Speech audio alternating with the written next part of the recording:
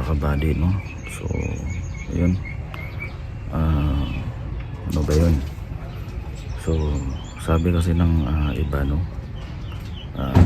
maganda daw talaga yung iPhone, maganda yung camera at saka hindi naglalag, no? At saka siyempre kaya ako nakabili ng iPhone dahil siyempre nung time na yon sira yung ating cellphone, no? So bumili ako ng iPhone 11, no? Kaya ako nakabili dahil siyempre meron akong konting ipon, no? So plano ko kasing bilhin dati, mga kaibigan, ay iPhone 13. Kaya lang yung iPhone 13 yung price niya last 2024 ay nasa mga 30 plus pa. So kahit ngayon nasa 30 plus pa rin yung yung iPhone 13, no? Yun sana yung plano nating bilhin. Kaya lang pagpunta natin doon, nakita ko yung iPhone 11 at saka i-compare ko yung presyo ng iPhone 11 at iPhone 13. Mas mura si iPhone 13, no? Kung meron nga kung meron nga lang sana yung iPhone X, iPhone XR, yun lang sana gani yung natin bilhin, no? Kaya lang pumunta tayo sa nagbibenta, no, wala silang available na XR, wala na daw. Yung available ay iPhone 11 na lang yung pinaka lowest price, no? So at saka nag-iisa na lang yung tirang iPhone, merong color black na lang. Yung ibang kulay, white, wala na.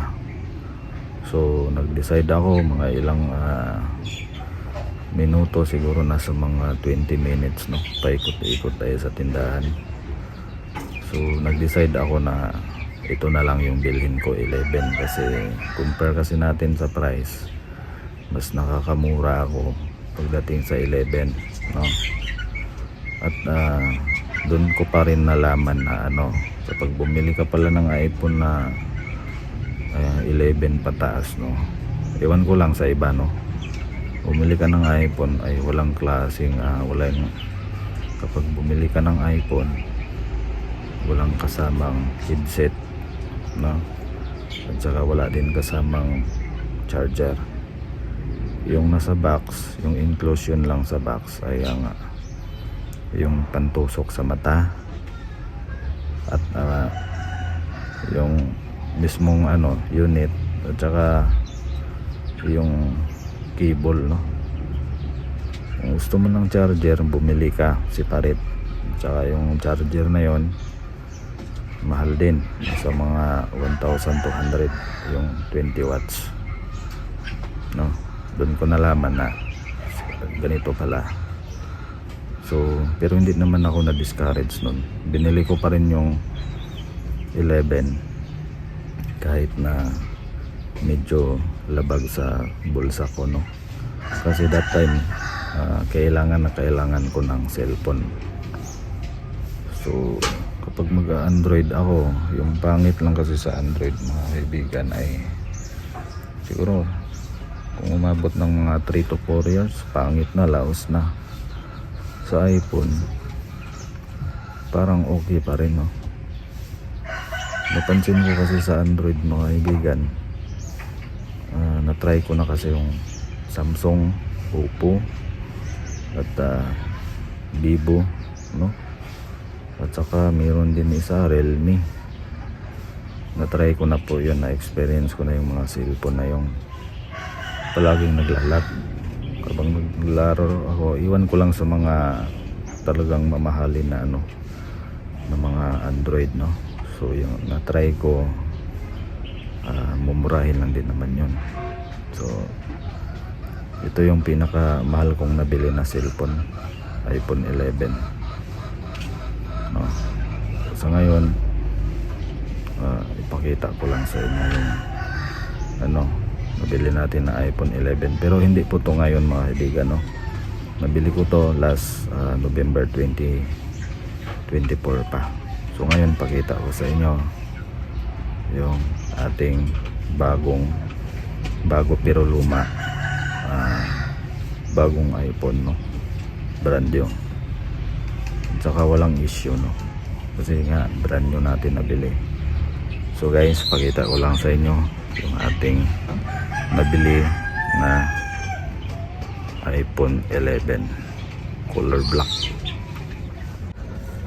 So yun mga kabady, no, so ito na po pala yung nabili natin na iPhone, no.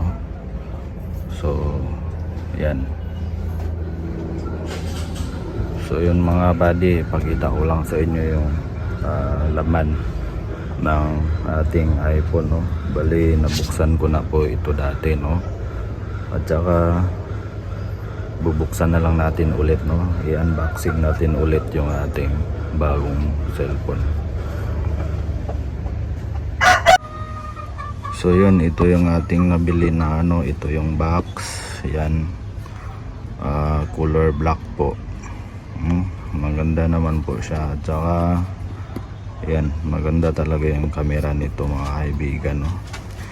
At saka yan yung ano, mga serial number, no. So ito pala ay iPhone 11 black, tapos 128 yung ano, capacity, no.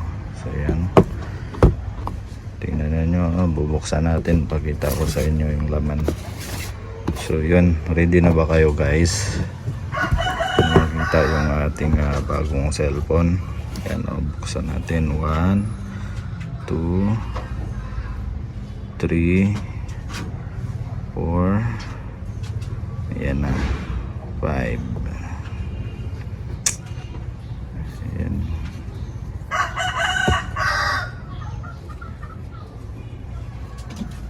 Ayan na. Ito yung bagong iPhone natin. Ang ganda, ang ganda. Ayan, bagong iPhone. Ayan guys, wala po tong kasamang ano, charger, no, kasi ano, brand new brand new. Ang ganda, oh, putang ina, ang ganda. Ayan, ang ganda, no.